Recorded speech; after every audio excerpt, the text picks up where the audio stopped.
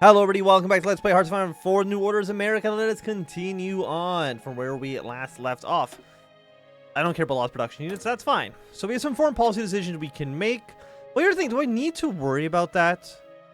Because like if I look right now, if I look at Malaya, it's looking pretty good for us. I don't think we need to send him any more support. We got our troops on the ground. They are significantly better than anything that the Japanese have. I think we just kind of route them.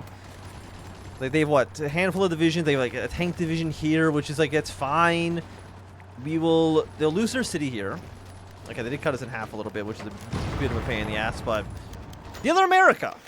Many residents of the post-war Europe often heard stories about life in the promising United States.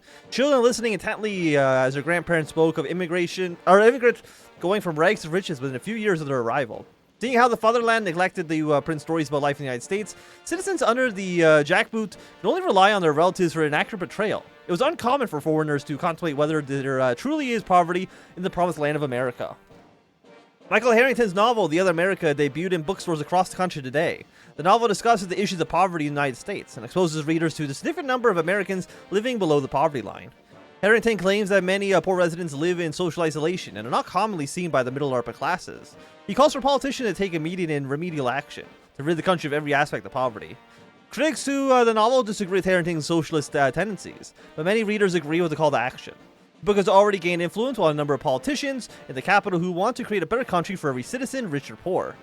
Economists are already devising ways to make education and healthcare more accessible in the country. Excellent. Okay, so taking out you. Again, they still don't actually have a port. What are you guys doing here? Did you take that port province? What are you doing in that province? You did take that province, you sneaky sons of guns. Okay, we can wait a little bit, because we do want to make sure we have this port. The man with the plan. Michigan has seen plenty of men with big ideas come and go. As a bastion of the mighty American automobile industry, the state had a natural attraction for men with dreams of changing the world. Deterred by power of the labor unions or the big three automobile companies, many of these men had failed and remained in obscurity. George Romney was not one of these men. President of the American Motors Company, Romney had saved a moribund company through economizing and a bold new strategy of focusing on the sales of compact cars in contrast to the gas-guzzling dinosaurs of the big three. Not content with his rescuing the company, Romney had continued his ventures into Michigan politics. At the head of the Citizens' Crusade, Romney's allies had managed to challenge the RDC monopoly in Michigan. Their efforts forced the state's constitutional convention and a rewriting of the state's governing documents to be more efficient and protective of citizens' rights. This effort had attracted the support of many Michigans, including the NPP, even as it challenged the established powers of the state. In spite of his clash with the RDC and entering politics, Romney was no interest in joining the NPP. The Michigan branch of the pact was filled with Birchers, whose anti-establishment radicalism and bigotry repelled the upstanding Mormon. Romney had no time for extremism in his approach to the problems, instead searching for a consensus approach that would actively solve problems. Okay, let's see if we can move you guys both over here. I would like to take this port back. I'm a little annoyed with what the Japanese are doing right now. And by that, I mean winning any battles whatsoever. Shouldn't do that, honestly. You should just let me win. I don't know why you're making this harder than it needs to be. I'm actually going to take my airport, which is a real pain in the ass. Like, we should have, yeah, full air superiority here. Counter Japanese tanks. The polls are updated. Science and art of opinion polling is rapidly turning... Okay, I think this is saying that the polls have been updated, which is literally what it says on the thing. So, currently... prediction is plus 14. Oh my god, we're doing even better than expected. Excellent. I'm happy to see it. Okay. Solid NPP campaign. Fantastic. I then want to go to, again, we want to look at where we're popular. Texas we're pretty popular in. Let's go down to Texas. Yeehaw. It's fucking stupid. Okay. Can I counterattack into you? Hey, RDC, crash and burn in the Great Lakes region. We're happy to see it. I mean, we still hold Singapore, which is good. I guess actually we maybe do need to do one of these foreign policy things then. Meet with generals. Let's send American combat engineers. Seems good for now. Hold the line, 41. What does hold the line need? Is hold the line about, hold the line. The Eastern Gibraltar. Is it saying Singapore? We need to hold Singapore? That's my guess. That would make sense to me. Okay, we're not really making any headways at this point, which is a problem. Because again, this doesn't actually say... I mean, it's been going on for a while, so I'm assuming it is when we took Singapore. It's like, hold Singapore for as long as we possibly can. Which, of course, is what I want to do to begin with. When Phyllis Stewart Shafley, a senior member of the National Federation of Republican Women, met with the President Richard Milhouse Nixon, effectively the most senior guarde of her party, she expected frank and respectful discussion. But for some reason, the meeting was completely unsatisfactory. Perhaps it was the fact that the delegation had its aims at attempt to convince the president not to bother in proxy over Malaya and the Philippines, when the real concerns were domestic communist and fascist infiltration. Unbeknownst to Shafley at the time, Senator Barry Goldwater had made such points to Nixon's face recently. Since Nixon already hated the senator from Arizona, it made sense that he would outright dismiss people, especially women, that represented Goldwater's words. It would just have well been Nixon's nature. The president was distracted and indifferent to anything that any of the women said. He could not open his own mouth without saying something ungentlemanly and dismissive. Looking at Shafley, all he had to say in response to her words was, "What's an attractive woman like you doing wasting your time out here?" The other women looked at each other with no small amount of disgust. Shafley was not as free and easy as with her reactions as her colleagues were. She knew she had a God-given duty to pay due respect to the President of the United States. That did not stop her sharing her disgust and her quiet in her own mind. Okay. I would like to counter you. You got pushed back, you garbage man. Okay, move you here. It's because all the UMAJF forces got kind of stuck near Singapore, which I think is still good for us. But it's also annoying. Can I bring my aircraft back? Oh, they're in Singapore right now. That's also actually fine. Okay, I don't know where the Japanese forces are currently going. We currently have 17 days to hold the line. I want to take back Port Klang if we can. I think you're going here, which is okay. We got one basic Japanese troop here. Can I dislodge you? And then see if we can, like, rally our forces back down south. Nixon's plot. The civil rights issue seemed to have no end in sight. Families, friends, and even Congress divided on the best solution. Our great President Nixon, however, had come with a plan to put down the dissent once and for all. Those goddamn liberals will learn to fall in line, and they will, after Nixon crushes whatever crazy un-American legislation they've come up with in his own hand. Estimates show that by turning his silence into a lukewarm, verbal-only support, there had just enough support to clear support a bill in the Senate. And Vice President Kennedy has just the bill. They're walking right into it, suckers. Veto it! Veto the Civil Rights Act! Okay, we're looking good, we're looking good. Port Klang has fallen to our forces again. 91, we can push you back. Send you here for the assistance. Hold here for a moment. We're still holding the line. This is still basically where we want to be. Conversations from the street. Two young men walked down the streets of LA, basking in the midday sun. But the topic of their conversation was distinctly gloomier. So did you hear about the Nazi spy that was caught out in New York? They're saying he was trying to get in touch with Yaki of all people. It's crazy, isn't it? The other replied. I know how much they hate the Japanese. Hell, who the hell doesn't around here? But never thought they'd be in bed with the Krauts. The spy was reaching out to him. Didn't say nothing about them agreeing to anything, the first man continued. The two men, like plenty of others out in California, had their own sympathies towards the MPP. After all, everyone in Los Angeles or the Bay Area had to live only a few miles away from the humiliating reminder of 1945. And the MPP were the only ones who seemed to have any interest in getting the treaty ports back. He turned to his friend and asked, so what do you think? Was it Yaki on it or nah? Okay, does this do anything for us? Definitely was wearing lederhosen. No. Sounds like a commie load of bull. Okay. More support for the NPP. It's what we'd like to see. Okay, so they've cut us off. They cut us in half again, which is also still is a pain in the ass. But we're in a weird spot where I think if they take like this city, then they're going to collapse. which is obviously not what we want. We got to make sure we kind of keep this corridor open for as long as we possibly can. Foreign policy, we have 6 days. It just need to take a week. Oh, now they've done this. Okay, cool. 95. Okay, they've recaptured this. We're holding here. Bring our forces up north. These forces are, our allies are looking quite weak. They need American guns. They need American steel. Oh, also, all of our technologies are finished. Okay, so still 62. We will take this. I mean, we're basically just going to take every single 62 tech. We don't need to get, like, too fancy with it at all. We draw 65. I guess we'll take, like, 1950, 1960. A targeting, sure, why not? Sounds good for the time being. Now, there is a surprising amount of Japanese troops here, which I'm not happy with. Okay, 2 days. We just got to get to, like, the 29th. And I think they might surrender because we have Singapore. Or maybe they'll get hit with, like, some sort of bad penalty for having lost the area. Okay, it'll be done tomorrow. Some more reinforcements, it looks like, have arrived. The Eastern Gibraltar.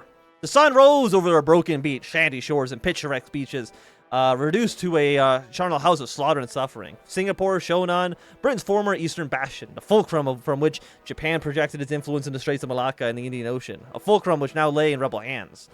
For soldiers of the United Malayan Anti-Japanese Front entrenched in Gibraltar in the east, peace seems like a distant memory. Days of unending artillery bombardment, punctuated by air raids and ferocious, desperate counteroffensives by the 25th Army, rationing of water, medicine, and ammunition, a battle of attrition leaving both sides exhausted. Yet the spirit of liberty was not that easily extinguished. Run ragged by combat, exhausted by sleepless nights after a sleepless night, the soldiers rotated to the south of Singapore, bellowing a roarish cheer. The first ships of the OFN fleet cresting the horizon, blue and white ensigns fluttering in the breeze, the arrival of relief so long promised. A feeling of hope, joy, and gratitude tempered by uncertainty and apprehension, of freedom brought forth by a foreign power, of optimism of an uncertain future. For now, however, the specter of peace and victory outweighs all. Okay, Uncle Sam has finally arrived. Japan is going to get an event, this thing of defeat. They are going to annex the other party. Public election will be held. Ultranational party is going to, some things are going to get renamed. Uncle Sam has arrived. The provisional government of Malaya has defeated the military government of Shonan-Tawan War. Let's go. Excellent. Also, they're no longer Maoists. They're just the Revolutionary Front.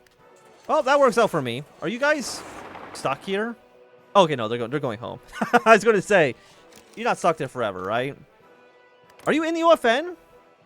You're not. But we're looking good. It's morning in Washington. The president was in a rare mood as the sun came up across the Sidle Basin. He enjoyed a full night's sleep for the first time in a long time. Heidelman had passed him a memo of some promising polls coming out of Ohio. The headline of Washington Post reads, OMJF declares victory in Malaya, and came with some very nice pictures of rebels raising a flag. Nixon liked that most of all. It was a kind of striking visual imagery that would stay in the voters' heads long after they forgot where Malaya was or why it was important. Nixon leaned against a pillar of the residence and took a bite out of his breakfast, cottage cheese, and grapefruit. Wait, excuse me? Wait, Nixon leaned against a pillar of his residence and took a bite of his breakfast cottage cheese and grapefruit drizzled in ketchup. He enjoyed the milky taste. Not even Kennedy could ruin his mood. Nixon, what the fuck is wrong with you? What the hell? Sure, the brat was probably even now talking to some goddamn little reporter from the Boston Globe or the New York Times. He bet Schulberger's boys were trying to find some way to pin his victory on their golden boy so they could challenge Nixon in '64. At the end of the day, though, Nixon was president, and he was the one who given the Japanese the black eye. He was the one who ended a years-long struggle in the Pacific and gave America a strategic ally. All the pictures in the paper were of his doing, him alone. So as long as America kept winning abroad, his re-election would be a breeze. The president stood for a few moments longer, letting himself imagine all the good press he would get. He was determined to relish in the moment for as long as possible. All voters will try to be more internationalist on the issue of foreign policy for 4 weeks. Will immediately slightly shift support for the Republican Party, plus 75 political power. Now, the domino's fallen, but not quite on our side yet. Wolfstein isn't quite open to partnership as Razak is, so a bit of nudging from the CIA might be in our interest if we so wish. So, this man here, he's not super pro-American, but we could coup him? Operation Ace. Okay, so what are these? Divider. We've won the battle, but not the war. Thankfully, our fortune, Peng and his faction are tearing Malaya from the sphere's grasp. Most of his faction ancestors aren't particularly eager to deepen our relationship. With the exception of one, Tola Razak and his party of adherents of the democratic stable of representative democracy. And most importantly, for entry of the OFN as an observer. Operation Ace. Malaya is an historic example of the weakness of the sphere, but most importantly, safe port for our Operation Asia. Now that the naval blockade to the Pacific is simply not an issue anymore, we could move shipments a long way towards long since separated division in the Philippines. Okay. What do we need? We need to get 50. I don't think we need anything special for you. So we want to get these started as early as possible. When we remember back when we played Germany, we waited way too long to kind of get this stuff going. And these take forever to actually get going, so we'll get this now. How much army experience do we have? There we go, 45% expertise. I mean, I want to try it. 58, 41. Well, we'll see how it goes.